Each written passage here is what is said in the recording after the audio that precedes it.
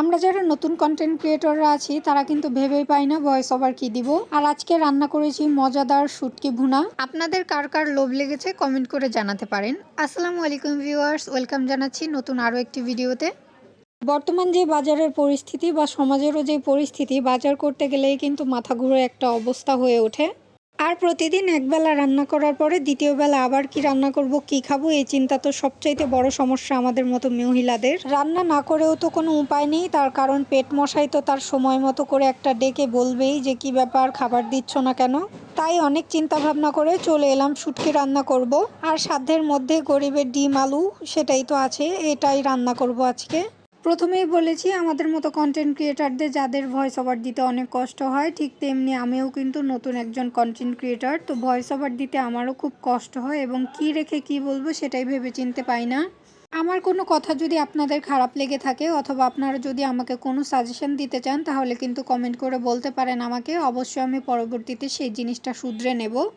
আর হ্যাঁ, ভিডিওটা যদি এই পর্যন্ত আপনি দেখেই থাকেন তাহলে অবশ্যই একটি লাইক কমেন্ট করে পাশে থাকবেন। আপনার একটি লাইক এবং কমেন্ট কিন্তু আমাদের মতো ছোট ছোট কন্টেন্ট ক্রিয়েটারদের খুবই উৎসাহ দেয়। আপনাদের সঙ্গে বকবক করতে করতে ওদিকে আমার লইটা শুটকিটা ভুনা হয়ে গেছে। আমার মতো শুটকি প্রেমীরা যারা আছেন তাদের তো অবশ্যই শুটকিটা দেখে খেতে ইচ্ছে হয়েছে। আমি আবার লইটা শুটকি আর চেপা শুটকিটা বেশ পছন্দ করি। দেখেন শুটকি রান্না শেষ, আমি এদিকে ডিম ভেজে নিচ্ছি, এরপরেও আমার শুটকি রান্নার গল্পই কিন্তু শেষ হচ্ছে না। ডিম রান্না করলে খুব বেশি একটা খাওয়া হয় না, এজন্যই আমি আজকে দুটো ডিম রান্না করব। আর এভাবে ভেজে করে মাঝখান থেকে একটু কেটে নিচ্ছি, এতে করে খাওয়াও হয়ে যাবে আর সাশ্রয়ও করা হয়ে যাবে।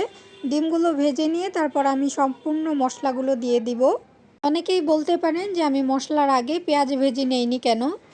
আমি আদা রসুন জিরার সঙ্গে পেঁয়াজ এবং মরিচও কিছুটা একসঙ্গে ব্লেন্ড করে নিই, এজন্যই এক্সট্রা করে পেঁয়াজটা দেইনি।